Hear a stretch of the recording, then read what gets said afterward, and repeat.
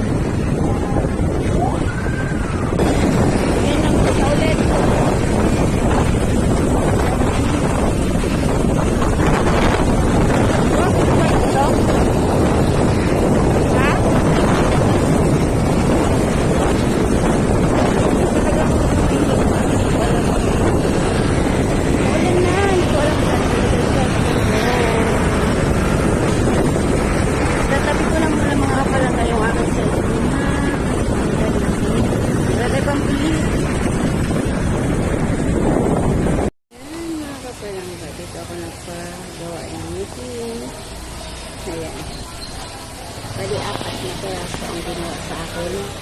So, porcelain was all. Sad. O, diba? Nakakitibid. Nakatibid ako lang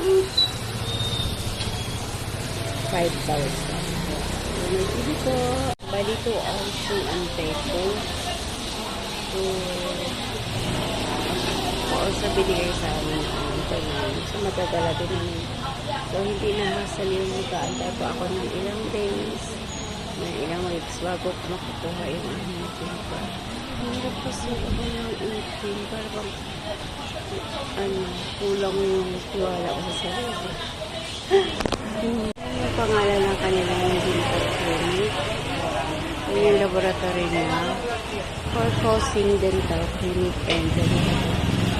So, dyan. Kaya magawa kayo? Ano lang ang pagpapagawa na kanilang ngipin. So, diba? Imagine mo mga palala sa imo. Yung nasa taas lang ng ngipin is 7,000. So, magkano yung naliles ko? Square tip, 7,000.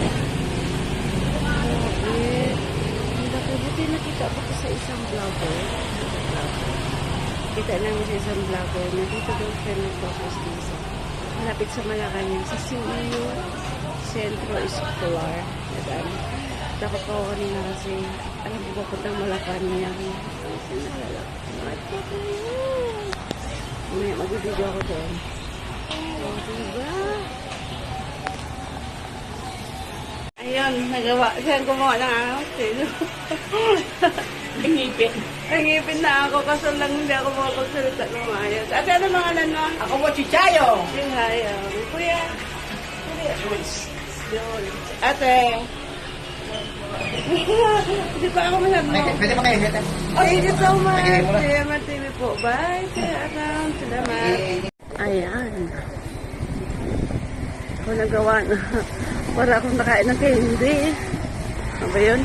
Yeah, Brother Richard. Ari, anong tapag sa simbahan? Ari yung malaki. Ha? Please, yeah.